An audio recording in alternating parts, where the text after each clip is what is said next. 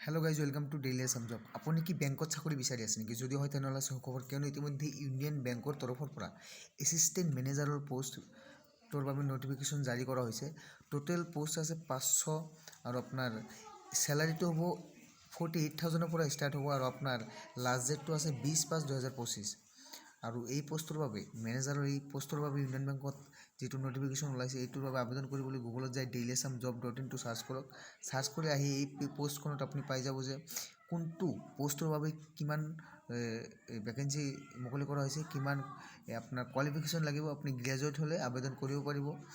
আৰু আপোনাৰ কি যে লাষ্ট ডেটটো কিমান আছে সেইটো কৈ আছোঁ, কিমান ইয়াতে বেচিক স্কিল যিটো আছে আপোনাৰ পে স্কিল, সেইটো মানে কথা চেলাৰীটো কিমান দিয়া হ'ব এতিয়া মেনশ্যন কৰি দিয়া আছে। এজ লিমিটটো আছে মিনিমাম 22 বছৰৰ পৰা মেক্সিমাম 30 বছৰলৈ এজ লিমিটটো দিয়া আছে।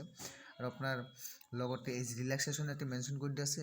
আবেদন যিটো ফ্ৰী, আবেদন যিটো মাচুল ইয়াতে আবেদন মাচুল ইয়াতে দিয়া আছে যে আপোনাৰ ST SC আৰু PWD কেণ্ডিডেটৰ বাবে কিমান লাগিব আৰু আদাৰ কেটেগৰী কেণ্ডিডেটৰ বাবে কিমান লাগিব ইয়াতে মেনশ্যন কৰি দিয়া আছে।